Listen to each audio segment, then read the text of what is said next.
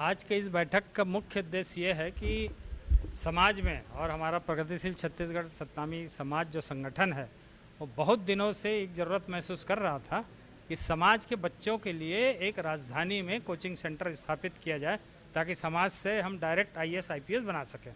उस coaching centre की स्थापना के लिए प्रगतिशील छत्तीसगढ़ सतनामी समाज ने समाज के सहयोग से ज़मीन क्रय करने का सौदा कर लिया है।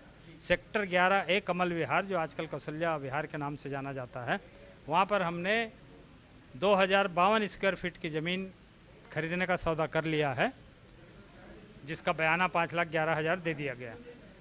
हमारे पास जो संस्था में समाज के द्वारा सहयोग की गई राशि जो जमा है, इसके अलावा कुछ और राशि की ज़रूरत पड़ रही है। उसी के संदर्भ में यह बैठक बुलाई गई और सबसे आग्रह किया गया कि सब लोग उसमें अपना अपना सहयोग धनराशि के रूप में सहयोग करेंगे। इसी बाबत यह बैठक बुलाई गई है। सब लोगों ने सहमति जाहिर किया है और लक्ष्य भी दिया गया हमारे ज़िले की टीम को, ब्लॉक की टीम को, प्रदेश की टीम को, सभी को लक्ष्य दिया गया। लक्ष्य के अनुसार वो बहुत जल्द ही धनराशि जमा करेंगे ताकि हम ज़मीन की रजिस्ट्री करा सकें। रजिस्ट्री कराने के बाद उस पर फिर आगे हम भवन बनाने का प्लान रहेगा। हमारे कंपोजिट बिल्डिंग है जहाँ पर कोचिंग सेंटर रहेगा, आवासीय कोचिंग सेंटर रहेगा, 30 सीटर 30 सीट का रहेगा और उसमें हम 15 कमरे बनाएंगे, जिसमें एक कमरे में 2 बच्चे ही रहेंगे। उसके अलावा एक हॉल बनाएंगे समाज के लिए, जो समाज के लिए निःशुल्क उपलब्ध रहेगा। दूर दराज से अगर कोई सामाजिक जा रहे हैं वहाँ पे लोग, उनके रहने, हाँ, उनके भी रहने की हम व्यवस्था करेंगे। वो भी भवन में उसका प्रावधान रहेगा। अलग से 2 कमरे जो दूर दराज से आते हैं, जिनको कहीं ठिकाना नहीं मिलता है, तो वो भवन में आके निःशुल्क रुक जाएंगे। ये व्यवस्था हम करने जा रहे हैं आगे। उसी के संदर्भ में यह बैठक। परिचय बताइए। मेरा नाम है राजेंद्र प्रसाद भतपहरी। मैं प्रगतिशील छत्तीसगढ़ सतनामी समाज का प्रदेश अध्यक्ष हूँ।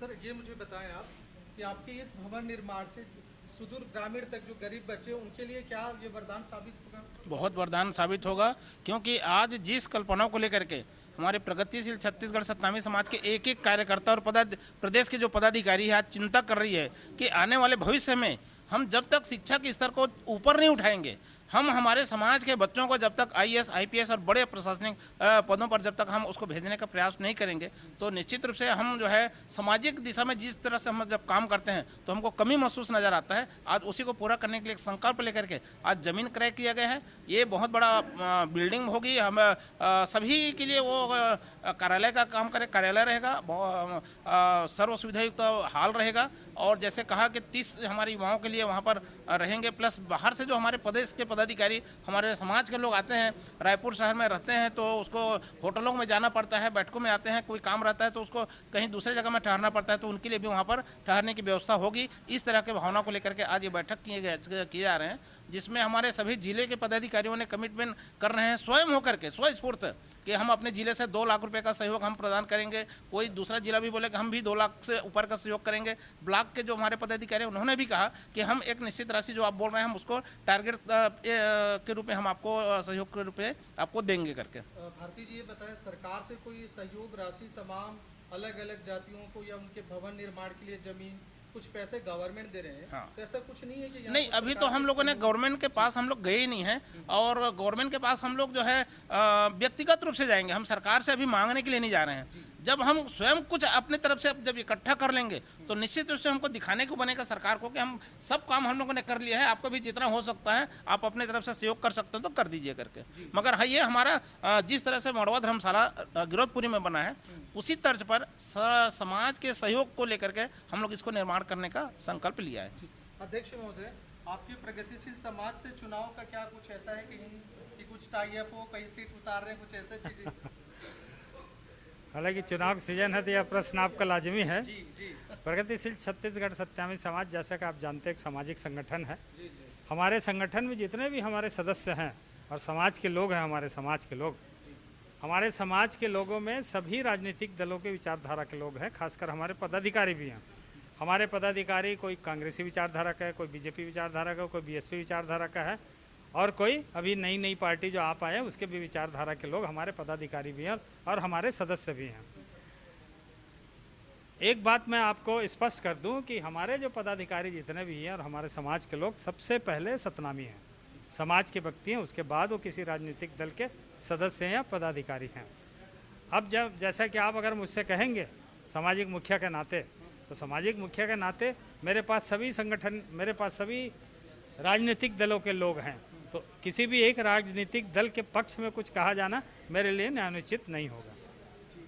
ठीक, तो ये आप देख रहे हैं यहाँ प्रगतिशील समाज का एक तरीके से ये बैठक है जिसमें एक सामाजिक विकास के लिए, उत्थान के लिए विशेष फैसले ले रहे हैं। हमारे बीच में नारी शक्ति भी है, उनसे भी हम बात करते हैं। बताइए आपका यहाँ उद्देश्य क्या रहा, कैसा महसूस कर रही हैं आप? सर, मैं यहाँ पर बहुत अच्छा लग रहा है। सारे हमारी बहनें यहाँ पर आई हुई हैं, पूरे प्रगतिशील छत्तीसगढ़ समाज के सारे पदाधिकारी यहाँ मौजूद हैं। और ये जो कार्यक्रम हमारे द्वारा बनाया गया है शिक्षण के क्षेत्र में बच्चों के लिए, ये बहुत ही सराहनीय कदम है। और हम चाहते हैं कि हमारे ज़्यादा से ज़्यादा सुदूर इलाके में जो रहने वाले बच्चे हैं, ग्रामीण क्षेत्र में, उन बच्चों की इससे ज़रूर लाभान्वित होंगी। जी, आप क्या कहना चाहेंगे इस विषय में? कब तक बनेगा ये भवन? कुछ टारगेट, कुछ ऐसा समय? यह टारगेट तो हम सभी महिलाओं और यहाँ बैठे वक्तागण के ऊपर ही डिपेंड करेगा कि कितने दिन में बनेगा।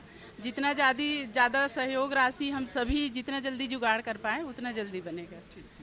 तो आप देख रहे हैं इन तमाम लोगों का इकट्ठा हुए हैं, सबका एक ही उद्देश्य है कि अपने समाज उत्थान के लिए बच्चों के शिक्षण व्यवस्था समुचित हो सके, उसके लिए ये एक बिल्कुल सराहनीय बैठक यहाँ रखी गई है। अब ये बड़ी बात है कि यहाँ लोगों को सुविधा जो मिलेंगे उस सुविधा का वो कैसे उपयोग कर पा रहे हैं, कितने लोग अच्छे पद पे जा पा रहे हैं, ये तो वक्त बताएगा। देखते रहिए महानंद न्यूज़। जय हिंद, जय छत्तीसगढ़।